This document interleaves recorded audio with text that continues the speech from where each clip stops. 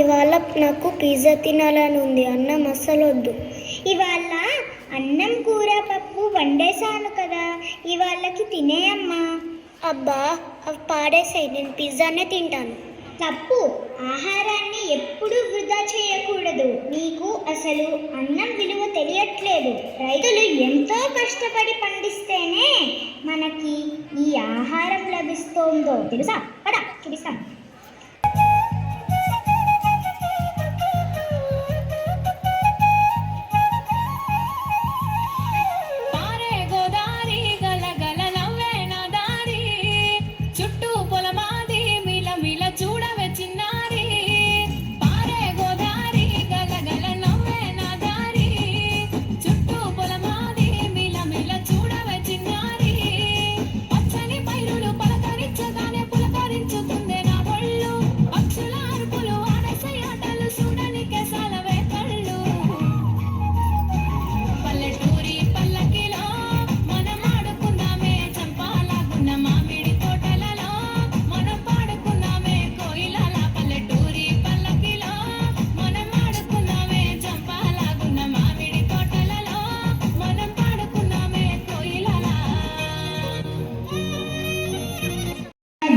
వర్షాలు లేక ఎక్కువ లాభాలు రాలేదు.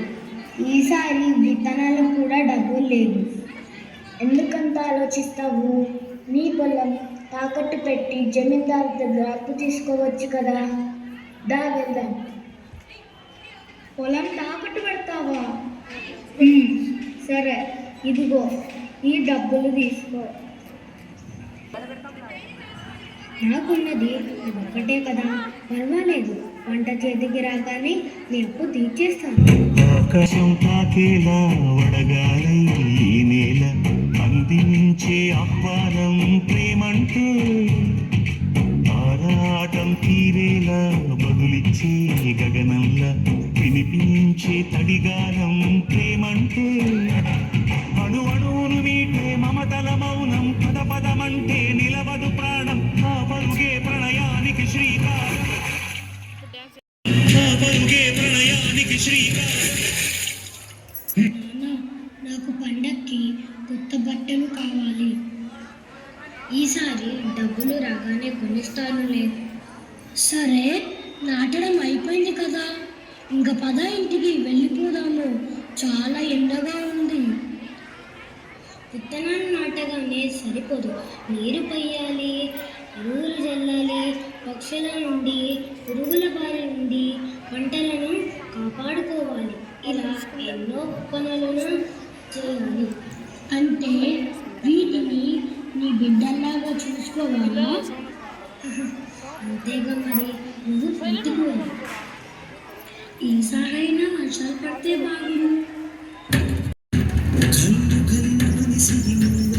చిలుకే చేరగా జల్లు జల్లుమని పులకింతల్లో పుడమే పాడగా, కళ్ళు కళ్ళు మనిసిరి మూవల్లే చిలుకే చేరగా, జల్లు జల్లుమని పులకింతల్లో పుడమే పాడగా, కరివిల్లెత్తి కరిమప్పు బాణవాడాలే వేయని, నిలువెల్ల మనసు వడగళ్ళు తాకి కడగళ్ళే తీరని, జడివాన జాడతో ఈ వేళ జన జీవితాలు చిగురించేలా, కాలసీమలో ఈ వేళ రతనాల ధారలే కురిసేలా, జాడతో ఈ వేళ జన జీవితాలు చిగురించేలా, కాలసీమలో ఈ వేళ రతనాల ధారలే కురిసేలా.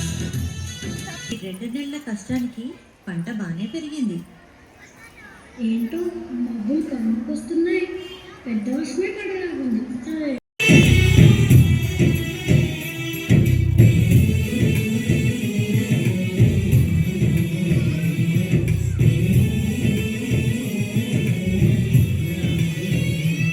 ఈ 2 నెలల కష్టానికి పంట బాగానే పెరిగింది.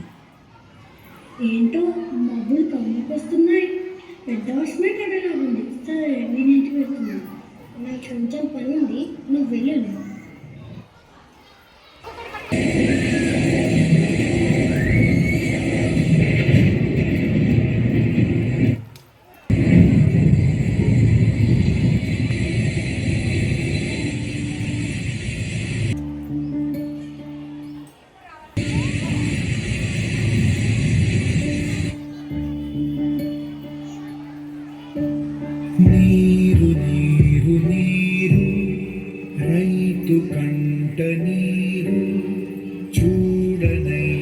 చూడరెవ్వరు గుండెలన్ని బీడు ఆశలన్ని మోడు ఆదరించు నాథుడెవ్వరు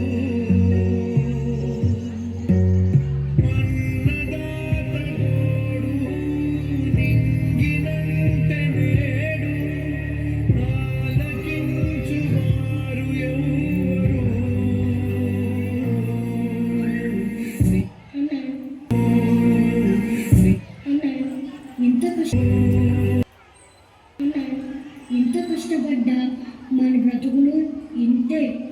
అసలు ఈ వ్యవసాయమే మానేసి పట్నం వెళ్ళిపోదాము, ఏదో ఒక పని చేసుకుందాము.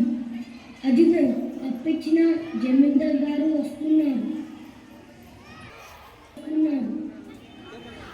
ఇలా రైతు వ్యవసాయం మానేస్తే అందరికీ అన్నం ఎలా దొరుకుతుంది? ఈ డబ్బు సౌఖ్యాలను ఇస్తుంది, కానీ ఆకలి వేస్తే ఇవి తినగలమా? బతకడానికి కావాల్సిన ఆహారాన్ని ఇచ్చేది అన్నదాత ఒక్కడే. బాధపడకు, ఈ డబ్బుతో మళ్ళీ ప్రయత్నం చెయ్యి. మునిగిన చివురుకు చల్లని తన చెయ్యందించి స్నేహంతో మొలకెత్తించే చినుకే ప్రేమంటే మేఘంలో నిద్రపోయిన రంగులు అన్నీ రప్పించి మాగాణి ముంగిట పెట్టే ముగ్గే ప్రేమంటే.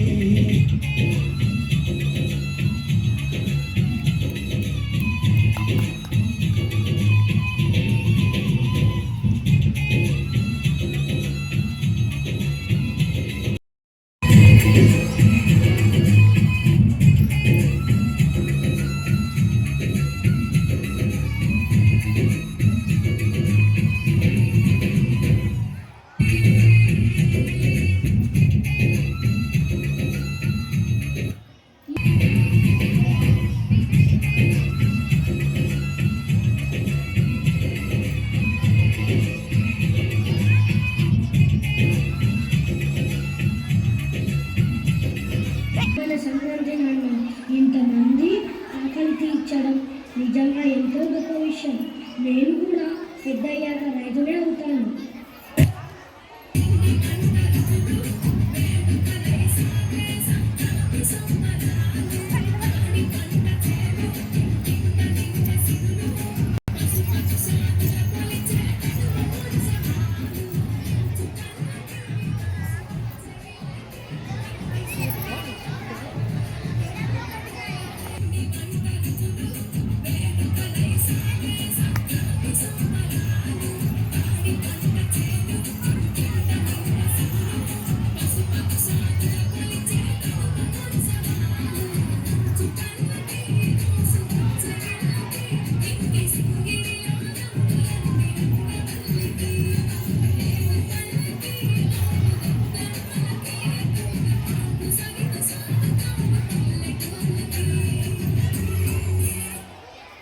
చూసావా, రైతు ఎన్ని కష్టాలను ఎదుర్కొని ఈ ధాన్యాలను పండిస్తాడో.